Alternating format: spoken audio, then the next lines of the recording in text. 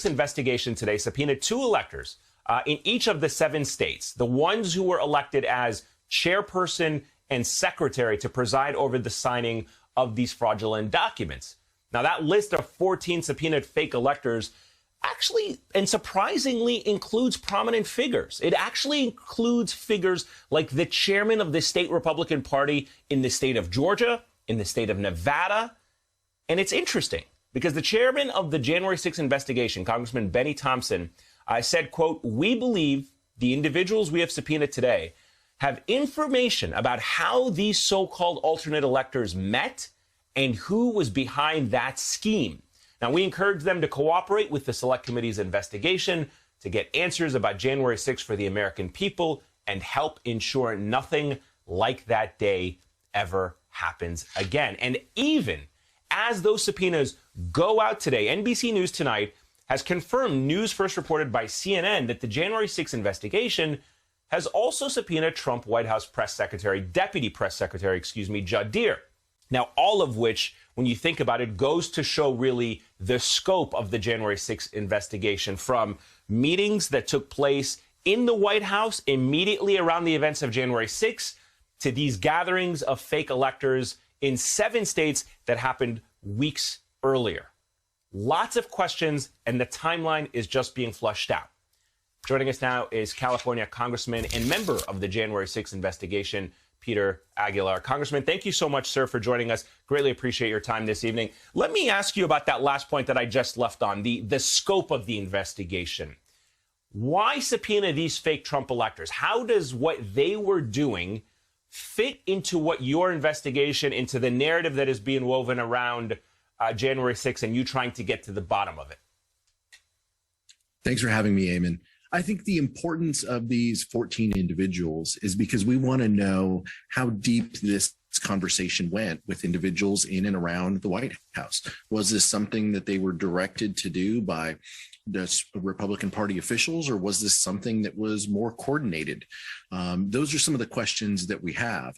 But I think it's deeply disturbing that not only did they meet at state capitals in these 7 states and sent these slates of electors to Congress, but they sent them to the National Archives. They wanted to create this alternate universe that they purported to live in. And so I think that's deeply problematic. We need to make sure that none of this ever happens again.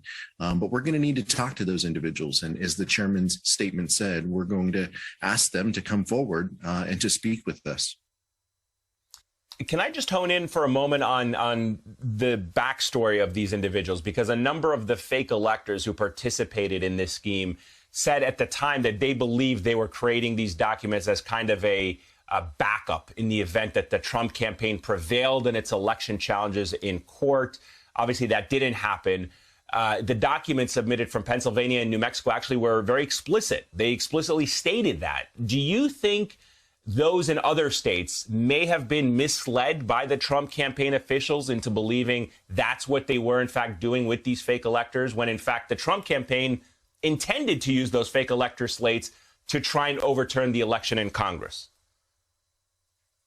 I think it's altogether possible, but I also think it's altogether possible that they were hearing of multiple different conspiracy theories. And so different individuals in different states might have had different ideas of what was happening. And I think that puts the importance and the finer point behind why we'd like to have continued conversations with them. Who were they coordinating with? Who were they talking to?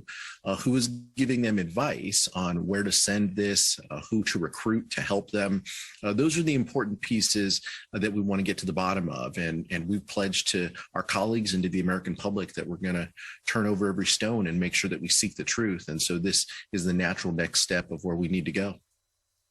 Let me, if I can, Congressman, just drill down for a moment on the timeline, in particular on January 5th. Can you confirm the NBC News reporting tonight that the committee has also subpoenaed Trump White House Deputy Press Secretary Judd Deere? And if I can, a second part to that, is it the case that you are particularly interested in an Oval Office staff meeting on January the 5th, the importance, if you will, of that meeting?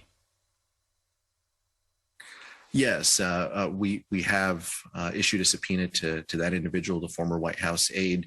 And I think it's because he was a part of three conversations and continuing threads that we'd like to have more conversations about. One was, he continued to fan the flame that the election was rigged leading up to January 5th and January 6th. That January 5th, we have reason to believe he was in the Oval Office during that discussion. And on January 6th, we also feel that he played a role in coordinating the White House response to that as the insurrection was going on. So those are some of the conversations that we seek to have with that individual. And he has received a letter from the chairman. Has he responded to you or not yet? I'm not aware of a response to date, but I think this was happening in real time today.